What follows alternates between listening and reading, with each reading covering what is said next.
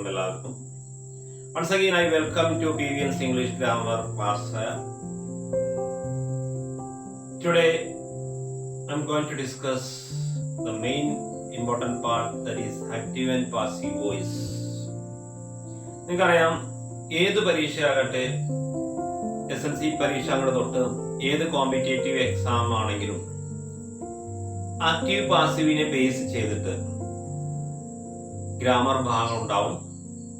ഒരു പക്ഷേ അത് നേരിട്ട് പറഞ്ഞിട്ടില്ല എങ്കിൽ തന്നെ പലവിധ രീതിയിലും ഈ ആക്റ്റീവ് ആൻഡ് പാസീവ് വോയിസിനനുസരിച്ച് ബ്രാക്കറ്റിൽ നിന്ന് വെർബ് തിരഞ്ഞെടുത്ത് എഴുതാനോ, ബ്രാക്കറ്റിൽ തന്നിരിക്കുന്ന വെർബ് ഓക്കെ ആക്കാനോ, അതല്ല എങ്കിൽ പലവിധ രീതിയിൽ പലവിധ competitive exam, many competitive exam we could see or we could tell the examples of active and passive voice. So അതുകൊണ്ട് തന്നെ ഈ ഇംഗ്ലീഷ് ലാംഗ്വേജിൽ ആക്റ്റീവ് ആൻഡ് പാസീവ് വോയിസിന് വളരെ പ്രാധാന്യമുള്ള ഒരു ലാംഗ്വേജ് ആണ്. ഒരു പക്ഷേ മലയാളത്തിൽ ഈ പാസീവ് വോയിസിന് അത്ര പ്രാധാന്യം ഉണ്ടായിരിക്കില്ല, കാരണം അത് ലാംഗ്വേജ് സ്മൂത്ത് ലാംഗ്വേജ് ആണ് compared to that of English. But English is a rough language. So നമ്മൾ മിക്കവാറും ഇംഗ്ലീഷ് സെന്റൻസുകളൊക്കെ നമുക്ക് ആക്റ്റീവിൽ കാണാൻ കഴിയും. അപ്പൊ എന്താണ് ആക്റ്റീവ് വോയിസ് എന്ന് പല കുട്ടികൾക്കും ഒരു പക്ഷേ അറിയാത്തവരുണ്ടാവാം. അപ്പൊ ഇവിടെ ഞാൻ ഈ വീഡിയോയിലൂടെ നിങ്ങൾ what is active and passive voice, നിങ്ങൾക്ക് മിക്കവാറും ഈ ഭാഗത്ത് വരുന്ന ഏതൊരു ക്വസ്റ്റിനും 100% മാർക്ക് സ്കോർ ചെയ്യത്തക്ക രീതിയിലാണ് ഞാൻ ഈ ക്ലാസ് ക്രമീകരിച്ചിരിക്കുന്നത്. അപ്പൊ അതുകൊണ്ട് നമുക്ക് ക്ലാസ്സിലേക്ക് പോകാം. First of all you have to understand what is active voice and what is passive voice. എന്താണ് ആക്റ്റീവ് വോയിസ്, എന്താണ് പാസീവ് വോയിസ്, നമുക്ക് ഈ ക്ലാസ്സിലൂടെ ഡിസ്കസ് ചെയ്യാം. Suppose I told in English SVO pattern, SVO pattern. What is that SVO pattern? Subject, verb, object. Active passive അല്ലെങ്കിൽ പാസീവിലേക്ക് പോകുന്നതിന് മുമ്പേ നമുക്കൊരു സെന്റൻസിന്റെ സ്ട്രക്ചറിനെ കുറിച്ച് ഒന്ന് ഡിസ്കസ് ചെയ്തിട്ട് അതിലേക്ക് പോകാം. ഇവിടെ ഏറ്റവും പ്രധാനപ്പെട്ട ഒരു കാര്യം, ഒരു സെന്റൻസ് കിട്ടിക്കഴിഞ്ഞാൽ അതിലെ SVO pattern you have to find out first. What is S? S stand for the subject of a sentence, and V stand for the verb of the sentence, and O stands for object. So subject, verb, object. This is the usual verb pattern of English. SVO. In every sentence there will be SVO. അപ്പൊ നമുക്കൊരു വാക്യം കിട്ടിയാൽ അതിലെ subject ഏത്, verb ഏത്, object ഏത് എന്ന് നമ്മൾ കണ്ടുപിടിക്കേണ്ടിയിരിക്കുന്നു. SVO. സബ്ജക്ട് എന്ന് പറയുമ്പോൾ നമ്മൾ മലയാളത്തിൽ എന്താ പറയുക? കർത്താവ് എന്ന് പറയും. സബ്ജക്ട് മീൻ കർത്താവ്, വെർബ് മീൻസ് ക്രിയ, ഒബ്ജക്റ്റ് കർമ്മം. അപ്പോ പാസീവ് വോയിസ് എന്നുള്ളതിന്റെ അർത്ഥം കർമ്മണി പ്രയോഗം, കർത്തരി പ്രയോഗം എന്ന് പറയും. If we give more importance to subject, then it is called active voice.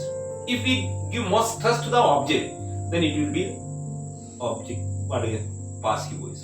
ഇവിടെ ഒരു സെന്റൻസിലെ സബ്ജക്റ്റ്, വെർബ്, ഒബ്ജക്റ്റ് ഏതാണ് എന്ന് നമ്മൾ കണ്ടുപിടിക്കേണ്ടിയിരിക്കുന്നു. എന്നാലേ ആക്റ്റീവിൽ നിന്നൊരു വാക്യം പാസീവിലേക്ക് മാറ്റാൻ നമുക്ക് കഴിയൂ. അപ്പൊ ആദ്യമായിട്ട് എന്താ ചെയ്യുന്നത്? SVO. You find out the SVO of the given sentence first. ആദ്യമായിട്ട് നിങ്ങൾക്ക് പരീക്ഷയ്ക്ക് തന്നിരിക്കുന്ന SVO കണ്ടുപിടിക്കണം. ഇത് PSC മറ്റു കോമ്പറ്റീവ് എക്സാമിന് വരുന്ന രീതി നമുക്ക് പിന്നെ ആദ്യം അതിന്റെ ബേസ്, അതിന്റെ അടിത്തറ എന്താണ് ആക്റ്റീവ് ആൻഡ് പാസീവ് വോയിസ് എന്ന് അറിഞ്ഞാലേ നമുക്ക് അതിനെ കുറിച്ച് അറിയുമോ. ഓരോരോ എക്സാമിനെയും കോൺസെൻട്രേറ്റ് ഓരോ രീതിയിലാണ് ആക്റ്റീവ് ആൻഡ് പാസീവ് വോയിസ് എന്ന് ചോദ്യങ്ങൾ വരിക. ഇപ്പോ ഒരു SLC നിലവാരത്തിലാണെങ്കിൽ വേറെ രീതിയായിരിക്കും. പിന്നെ കോമ്പറ്റേറ്റീവ് എക്സാം ആയിരിക്കുന്ന PSC, LDC അങ്ങനത്തെ പരീക്ഷകൾക്ക് ഉറപ്പാണ് സുനിശ്ചിതമായിട്ടും ചോദ്യം ഉണ്ടാവും. അതെങ്ങനെയാണ് നമുക്ക് പിന്നെ ചർച്ച ചെയ്യാം. ഇപ്പൊ ആദ്യം നമുക്ക് പാസീവ് വോയിസ് എന്താണ് എന്ന് അറിഞ്ഞതിന് ശേഷം നമുക്ക് അതിലേക്ക് കടക്കാം. അപ്പൊ ഞാൻ പറഞ്ഞല്ലോ, ഒരു സെന്റൻസിൽ എപ്പോഴും SVO ഉണ്ടാവും, സബ്ജക്ട്, വെർബ്, ഒബ്ജക്റ്റ്. ഇതില് സബ്ജക്ട് എന്ന് പറഞ്ഞാൽ എന്താ പറയുക? കർത്താവ്. കർത്താവ്. കർത്താവ് എന്ന് പറഞ്ഞാൽ എന്താ അർത്ഥം? ഇവിടെ കർത്താവ് എന്ന് പറഞ്ഞു കഴിഞ്ഞാൽ ഗ്രാമറിലെ സബ്ജക്റ്റിന്റെ അർത്ഥം the doer of an action for the sake of understanding. മനസ്സിലാക്കാൻ വേണ്ടി പറയാം, the doer of an action. ഒരു ആക്ഷൻ ആര് ചെയ്യുന്നുവോ, doer, one who do or one who does is the subject. Doer of an action. ഒരു action ആര് ചെയ്യുന്നുവോ അയാളായിരിക്കും ആ സെന്റൻസിലെ മിക്കവാറും subject. വേറെ നിർവചനമുണ്ട്, പക്ഷെ ഇവിടെ മനസ്സിലാക്കാൻ ഏറ്റവും എളുപ്പത്തിൽ നമുക്ക് ഒരു നിർവചനം എടുക്കാം. എന്താ? The doer of an action. ഈ ലോകത്ത് നമ്മൾ നോക്കി ഒരുപാട് ആക്ഷൻസ് കാണാം അല്ലെ? ഏതൊക്കെ ആക്ഷന്? ഇപ്പൊ ഞാൻ ഇവിടെ ഉപയോഗിക്കുന്ന എഴുതുക എന്നുള്ളതിൽ ഒരു ആക്ഷനാണ്. അതേമാതിരി പഠിക്കുക, ഓടുക, ചാടുക, കളിക്കുക, ഇങ്ങനെ ഒരുപാട് ആക്ഷൻ നമുക്ക് കാണാം. കളിക്കുക, ക്രിക്കറ്റ് കളിക്കുക, അവിടെ ഒരു ആക്ഷൻ നടത്തുന്നതിൽ ഉണ്ട്. അപ്പൊ അവിടെ കളിക്കുക എന്നുള്ളത് സബ്ജക്റ്റ് ആണ്. ഒരു കുട്ടി ചാടുന്നു, ജംപ്, അവിടെ ജംപ് എന്നതാണ് action.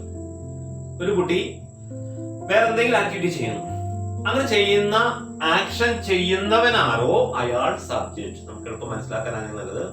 The doer of an action is called subject. ഇപ്പോ ഇതാണ് സബ്ജക്റ്റിന്റെ ഏറ്റവും ലഘുവായ നിർവചനം. പിന്നെ വെർബ് അപ്പൊ എന്തായിരിക്കും?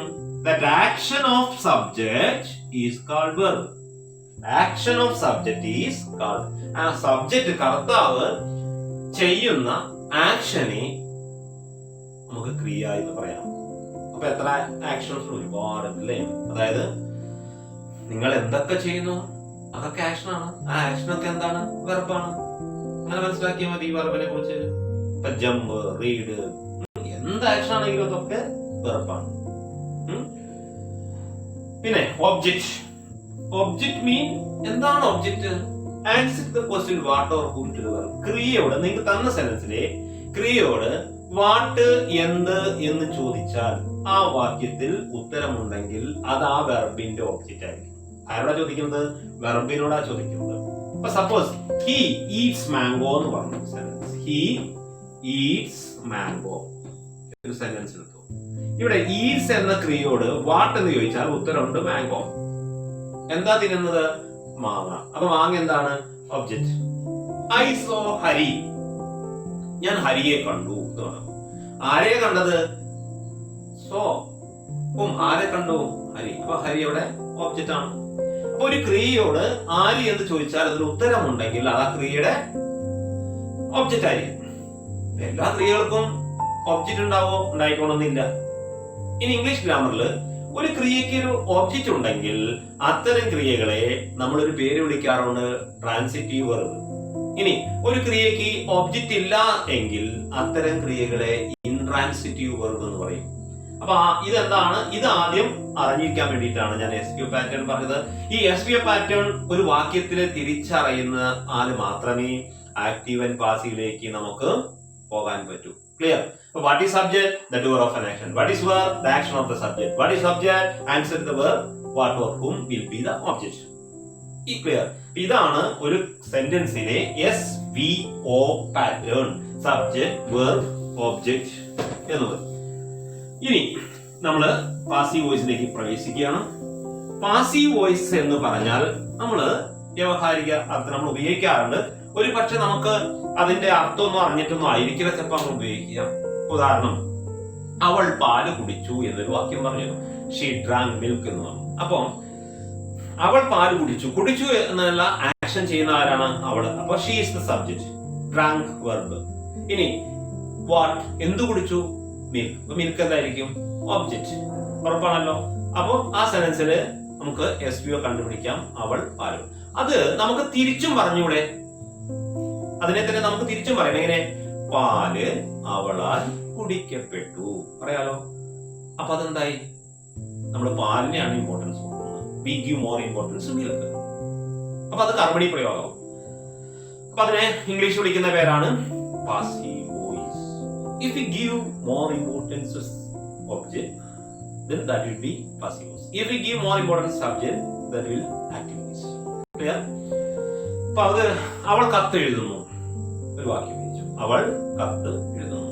തിരിച്ചു പറയാം. സായിട്ട് തിരിച്ചാ പറയുന്നത് എങ്ങനെയാ? കത്ത് അവളാൽ എഴുതപ്പെടുന്നു. ആ വാക്യം എന്തായി? പാസീവിലേക്കായി. ഇതാണ് പാസീവ് വോയിസ്. കേൾക്കുമ്പോ എന്തോ ആണ് എന്ന് വിചാരിക്കണ്ട. ഇനി ഇവിടെ conversion of active into പാസീവിലേക്ക് നമ്മൾ ചിന്തിക്കുമ്പോൾ നമുക്ക് ആദ്യമായിട്ട് ചില ബേസിക് റൂൾ ഉണ്ട്. ബേസിക് റൂൾ, അടിസ്ഥാനപരമായ ചില റൂൾ ഉണ്ട് active and. How can you change an active sentence into passive? If anybody asks you നിങ്ങളുടെ ആരെങ്കിലും ചോദിക്കുകയാണ്, എങ്ങനെയാണ് ഒരു ആക്റ്റീവ് വാക്യം ഒരു പാസീവ് വാക്യത്തിലേക്ക് മാറ്റുക? ഒരു ആക്റ്റീവ് വാക്യം ഒരു പാസീവ് വാക്യത്തിലേക്ക് മാറ്റുമ്പോൾ നമ്മൾ ഏറ്റവും ശ്രദ്ധിക്കേണ്ട 2-3 അടിസ്ഥാന കാര്യങ്ങളുണ്ട്. അതാണ് ഞാൻ പോകുന്നത്. ഒന്നാമത് ഞാൻ പറഞ്ഞല്ലോ, ഒരു സെന്റൻസ് എപ്പോഴും SVO ആയിരിക്കും. Subject, verb, object. അപ്പൊ what is the first step? Find out the SVO of the given sentence. നോക്കൂ, subject, verb, object. After having found the subject, verb and object, ഒരു തന്നിരിക്കുന്ന വാക്യത്തിന് first step find out the SVO pattern of the given sentence. നിങ്ങൾക്ക് ഏത് exam ആണെങ്കിലും ആ എക്സാമില് ഈ വാക്യത്തിലെ SVO പാറ്റേൺ കണ്ടുപിടിക്കുക. അണ്ടർസ്റ്റാൻഡ്? അങ്ങനെ വരുമ്പോ ഇങ്ങനെ കണ്ടുപിടിച്ചു കഴിഞ്ഞാൽ നമ്മൾ മനസ്സിൽ ഏതൊക്കെയാ സബ്ജക്ട്, ഏതാ വെർബ്, ഏതാ ഒബ്ജക്റ്റ് നോക്കുക. The second step is bring the object of the active voice as the subject of passive voice. ഈ ഒബ്ജക്റ്റിനെ നമുക്ക് പാസീവ് വോയിസിന്റെ സബ്ജക്റ്റ് ആക്കി കൊണ്ടുവരണം. പാൽ അവളാൽ കുടിക്കപ്പെടുന്നല്ലേ, അതേപോലെ subject should be interchanged as object. Understand?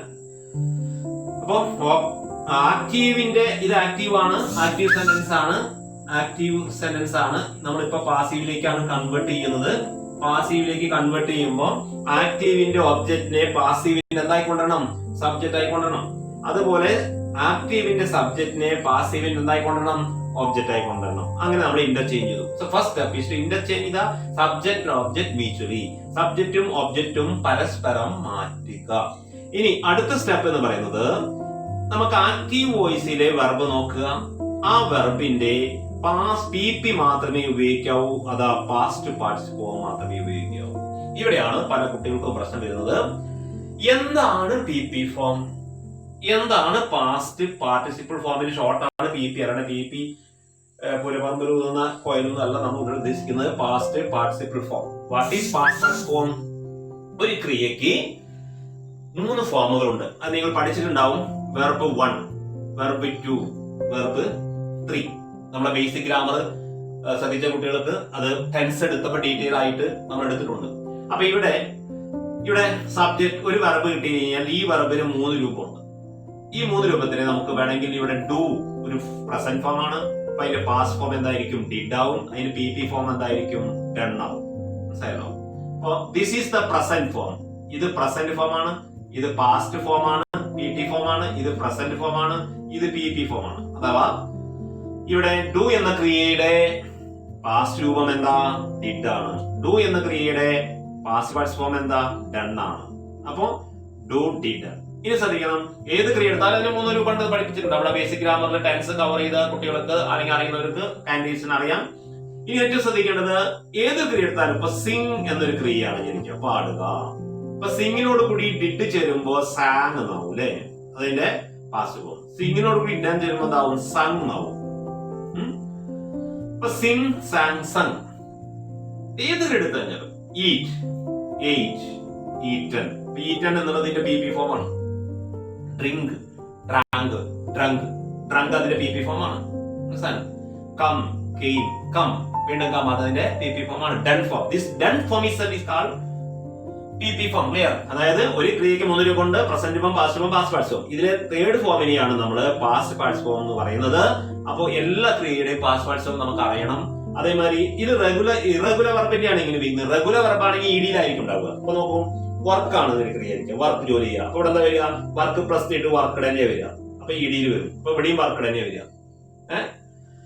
അത് ED-യിൽ വരുന്ന ക്രിയയാണ്. അതിനെന്താ പറയാ ഗ്രാമറില്? Regular verb. ഇപ്പൊ ജമ്പ് ആണെങ്കിൽ അപ്പൊ ഇത് വരും ജംപ്ഡ്. ഇവിടെയും ജംപ്ഡ് തന്നെ. പ്ലേ ആണെങ്കിൽ പ്ലേഡ്, പ്ലേഡ്. ഇങ്ങനെ ഇവിടെയും ഈ ക്രിയകൾ റെഗുലർ എന്നും ഇറഗുലറും തിരിച്ചിട്ടുണ്ട്. അതായത് റെഗുലർ ആണെങ്കിൽ ED ഫോമിലായിരിക്കും, ഇറഗുലർ ആണെങ്കിൽ വേറെ വാക്ക് ഉപയോഗിക്കാം. നമുക്ക് ഈ വെർബ് 1, 2, 3 കിട്ടുന്നത്. അപ്പൊ അവിടെ ഈ തേർഡ് ഫോം ഓഫ് ദ വെർബിനെയാണ് നമ്മൾ പാസ്റ്റ് പാർട്സ് ഫോം എന്ന് പറയുന്നത്. അപ്പൊ പാസ്റ്റ് പാർട്സ് ഫോം അറിയുന്നു. ഒരു നമുക്ക് പാസീവ് വോയിസിന്റെ എല്ലാ പാസീവ് വോയിസ് ആണോ അതിൽ ക്രിയയുടെ പാസ്റ്റ് പാർട്സ് ഫോം മാത്രമേ ഉപയോഗിക്കാൻ പാടുള്ളൂ. അപ്പൊ പാസീവ് എന്നാണ് പാസ്റ്റ് പാർട്സ് ഫോം. അപ്പൊ എന്തൊക്കെയാ rule? 1, find out the SVO pattern of the given sentence. Then object should bring a subject and subject should be changed as object. And again നമുക്ക് ഇവിടെ ക്രിയയുടെ പാസീവിലേക്ക് പോകുമ്പോ അതിന്റെ പാസ്റ്റ് പാർട്സ് ഫോമേ ഉപയോഗിക്കാൻ പാടുള്ളൂ, അഥവാ ക്രിയയുടെ third form. you can use only the third form of the verb. And what is the third form of the verb? The done form or third form. പല ഗ്രാമർക്കും പല ഗ്രാമാധ്യാപനം പല രീതിയിലാണ് പറയാ. ചിലർ പറയും verb 3, വെർബിന്റെ മൂന്നാമത്തെ രൂപം. ചിലർ പറയും done form. കാരണം ലോകത്തിൽ ആദ്യമായിട്ട് 3 ക്രിയയുള്ള ഒരു അർത്ഥത്തില് ഡു ഡിഡ് ഡൺ. ഏത് ക്രിയ എടുത്താലും ചെയ്യലാണല്ലോ. അപ്പൊ ചെയ്യുക, ചെയ്തു, ചെയ്യപ്പെട്ടു. ഇത് മറ്റു ക്രിയയോട് കൂടി സമന്വയിക്കുമ്പോഴാണ് മറ്റു ക്രിയകൾ വരുന്നത്. ഇപ്പൊ എഴുതുക എന്ന് പറഞ്ഞാൽ അതൊരു ക്രിയ ചെയ്യലാണ്. അപ്പൊ എഴുതുക, എഴുതി എന്ന് പറയുമ്പോ എന്താണ്? റൈറ്റ് പ്ലസ് ഡിഡ് വരുമ്പോഴാണ് റോട്ട് വരുന്നത്. റൈറ്റ് പ്ലസ് ഡൺ വരുമ്പോഴാണ് റിട്ടേൺ വരുന്നത്.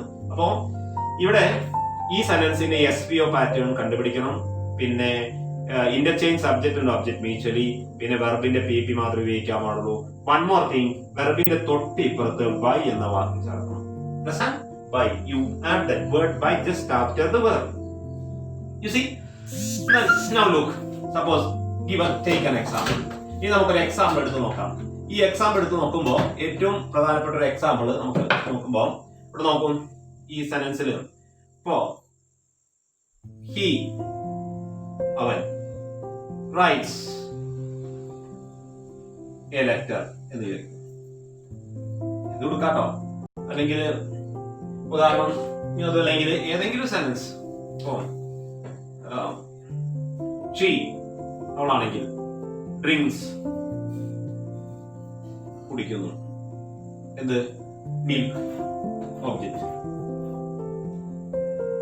അവൾ കുടിക്കുന്നു പാലില്. സായി പോലെ തിരിച്ചാ പറയണം പാൽ അവളാൽ കുടിക്കപ്പെടുന്നു. അപ്പൊ പാസീവ് വോയിസ് ആയി. അവൾ പാല് കുടിക്കുന്നു എന്താ? Active voice. അവിടെ നമ്മൾ ഇമ്പോർട്ടന്റ് അവൾക്കാണ് കൊടുക്കുന്നത്, കുടിക്കുന്ന വ്യക്തിയാണ്. ഇനി കുടിക്കുന്ന പാലിലാണ് ഇമ്പോർട്ടന്റ് കൊടുക്കുമ്പോ പാസീവ് വോയിസ് ആവും. പാൽ അവളാൽ കുടിക്കപ്പെടുന്നു. അപ്പം ഇവിടെ വരുമ്പോ സ്വാഭാവികമായിട്ട് പാൽ ഇങ്ങോട്ട് കൊണ്ടുവരണല്ലോ, വേണം. അപ്പൊ മിൽക്ക് ഇങ്ങോട്ട് വരും. Milk milk. ഇനി ഡ്രിങ്കിന്റെ PP ഫോം എന്താ? ഡ്രിങ്കിന്റെ PP form drink, drank, drunk ആണ്. അപ്പൊ ഇവിടെ PP ഫോം മാത്രമേ ഉപയോഗിക്കാൻ പാടുള്ളൂ. അപ്പൊ ഡ്രങ്ക്. ഇനി ഇതിന് തൊട്ടിപ്പുറത്ത് ബൈ ചേർക്കണ്ടേ? ബൈ നാല് കിട്ടാൻ വേണ്ടി. അപ്പൊ മിൽക്ക്, ഡ്രങ്ക്, ബൈ. ഷീ ഇങ്ങോട്ട് വരുമ്പോ എന്താവും? ഹറാവും. പാസീവിക്കായി. പക്ഷെ ഇവിടെ ഒരു ഗ്രാമർ പ്രശ്നം കൊടുക്കുന്നുണ്ട്. ഇവിടെ ഒരു ഈസ് ചേർത്ത് കൊടുക്കണം. അപ്പൊ milk is drunk by her. പക്ഷെ ഈ ഈസ് എങ്ങനെ കിട്ടി എന്നുള്ളത് നമുക്ക് അതിന്റെ ടെൻസിന്റെ കൺവേർഷനിൽ നമുക്ക് കാര്യമായിട്ട് എന്തുകൊണ്ടാണ് ഈസ് വരാൻ കാരണം നമുക്ക് മനസ്സിലാക്കാം. അപ്പൊ ഇപ്പൊ നിങ്ങൾക്ക് മനസ്സിലാക്കാം milk is drunk by her എന്ന് പറഞ്ഞാൽ സാമാന്യമായിട്ട് ഒബ്ജക്റ്റ് സബ്ജക്റ്റ് ആയി കൊണ്ടുവന്നു. ഡ്രിങ്ക് എന്ന ക്രിയയുടെ PP ഉപയോഗിച്ചു. ആൻഡ് ഈ സബ്ജക്റ്റിന് ഒബ്ജക്റ്റ് ആയി വന്നപ്പോ ഷീ എന്നുള്ളത് ഹറായി മാറി. അവിടെ നിങ്ങൾക്ക് സംശയം വരെ എങ്ങനെയാണ് ഇപ്പൊ ഷീ ഹറായത്? അവിടെ പ്രോണൗണുകൾക്ക് 3 കേസുകളുണ്ട്. ഒരു പേര് പറഞ്ഞ് വീണ്ടും നമ്മൾ അതേ പേരുകൾ ഉപയോഗിക്കാതെ ഇരിക്കുമ്പോൾ അതിനെ പകരം നമ്മൾ അവനെന്നോ അവളെന്നോ അതോ ഇതൊക്കെ പറയുകയാണ് പ്രോണൻ എന്ന് പറയുന്നത്. അപ്പൊ നമ്മൾ ഇംഗ്ലീഷ് ഉപയോഗിക്കുന്ന പ്രോണൻ ഇപ്പൊ ഒന്ന് ഐ, ഞാൻ. അപ്പൊ അതിന്റെ അടുത്ത കേസ് എന്താ? മൈ, എന്റെ. അടുത്ത കേസ് എന്താ? മീ, എന്നെ. അപ്പൊ ഐ, മൈ, മീ. ഇപ്പൊ ഷീ ആണെങ്കിൽ എന്താ? She, her, her. ഹി ആണെങ്കിലോ? ഹി, അവൻ, ഹിസ്, അവന്റെ, ഹിം, അവനെ. ദേ ആണെങ്കിലോ?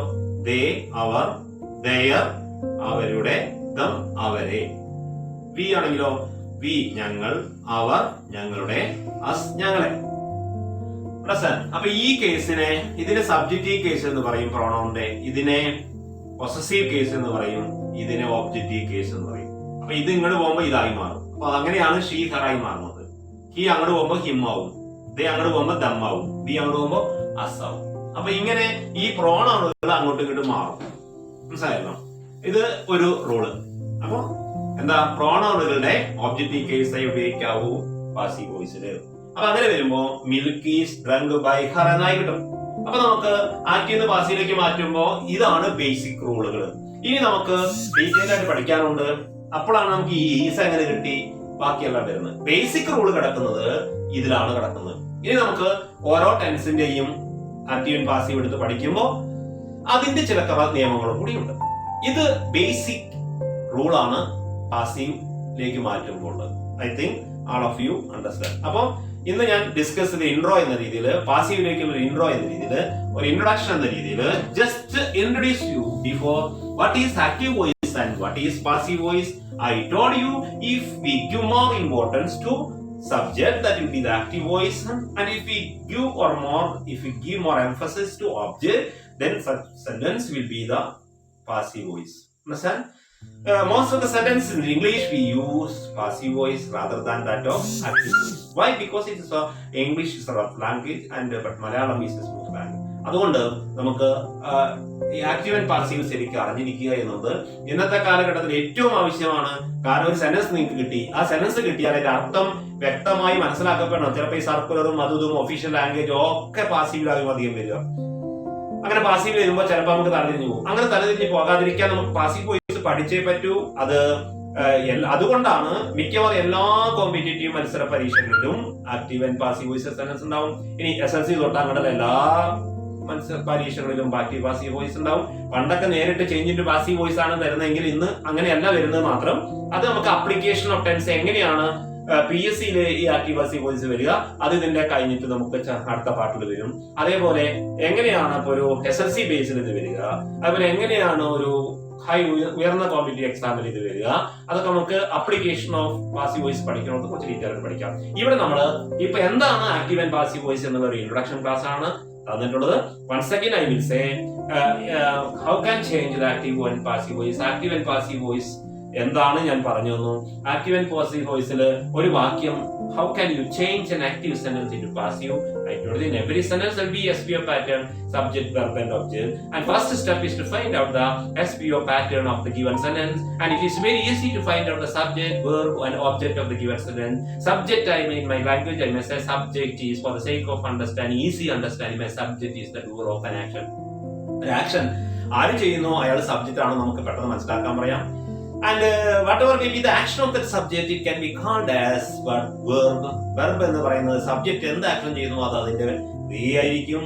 ആ ക്രിയയ്ക്ക് തന്നെ 3 രൂപം ഉണ്ടെന്ന് ഞാൻ പറഞ്ഞു. പ്രസന്റ് രൂപം, പാസ്റ്റ് രൂപം, പാസ്റ്റ് പാർട്ടിസിപ്പൽ രൂപം ഉണ്ടെന്ന് പറഞ്ഞു. പാസീവ് വോയിസിൽ അതിന്റെ തേർഡ് ഫോം മാത്രമേ ഉപയോഗിക്കാൻ പറ്റൂ എന്ന് പറഞ്ഞു. പിന്നെ ഒരു SVOയിലെ ഒബ്ജക്റ്റ് ആണ്. ഒബ്ജക്റ്റ് എന്ന് പറഞ്ഞു കഴിഞ്ഞാൽ ഒരു വാക്യത്തിലെ ക്രിയയോട് ആര് എന്തെന്ന് ചോദിച്ചാൽ അതിന് ഉത്തരമുണ്ടെങ്കിൽ അത് ഒബ്ജക്റ്റ് ആയിരിക്കും. എല്ലാ സെന്റൻസിനും ചിലപ്പോൾ ഒബ്ജക്റ്റ് ഉണ്ടായിക്കണമെന്നില്ല. അതുകൊണ്ടാണ് നമ്മൾ പറയാറ് ഒരു വെർബിനെ ഒബ്ജക്റ്റ് ഉണ്ടെങ്കിൽ അതിനെ ട്രാൻസിറ്റീവ് വെർബ് എന്ന് പറയും. ഡിക്ഷണറിയൊക്കെ ഉണ്ടാവും, ട്രാൻസിറ്റീവ് വെർബ് ഉണ്ടാവും. ട്രാൻസിറ്റീവ് വെർബ് എന്ന് പറഞ്ഞു കഴിഞ്ഞാൽ അതിന് ഒബ്ജക്റ്റ് ഉണ്ടായിരിക്കും. ഇൻട്രാൻസിറ്റീവ് വെർബ് ആണെങ്കിൽ പാസീവിലേക്ക് ചേഞ്ച് ചെയ്യാൻ പറ്റില്ല, കാരണം അത് ഒബ്ജക്റ്റ് ഇല്ല. ഓക്കെ, അപ്പൊ ഇതാണ് ആക്റ്റീവ് ആൻഡ് പാസീവ് വോയിസിന്റെ ഒരു ഇൻട്രൊഡക്ഷൻ ക്ലാസ്. അടുത്ത് നമുക്ക് അതിന്റെ തുടർന്ന് വരുന്ന ഭാഗങ്ങൾ നിങ്ങൾ കണ്ടിന്യൂ ചെയ്യണം. നമ്മളിവിടെ 12 ടെൻസ് പഠിച്ചിട്ടുണ്ട്. ഈ 12 ടെൻസിൽ ഏതേത് ടെൻസുകൾക്ക് ആക്റ്റീവ് ആൻഡ് പാസീവ് വോയിസ് ഉണ്ട്, ഏതേത് ടെൻസുകൾക്ക് ആക്റ്റീവ് ആൻഡ് പാസീവ് വോയിസ് ഇല്ല എന്നുള്ളത് നമുക്ക് അടുത്ത ക്ലാസ്സിലേക്ക് വെക്കാം. അപ്പൊ ഇത്രയാണ് ആക്റ്റീവ് ആൻഡ് പാസീവ് വോയിസിന്റെ ഒരു ഇൻട്രൊഡക്ഷൻ. ക്ലിയർ? ഓക്കെ, പിന്നെ ഈ ക്ലാസിന്റെ തുടർഭാഗം ലഭിക്കുന്നതിന് don't forget to subscribe my channel PVN Global Channel. Don't forget to subscribe that channel. Okay.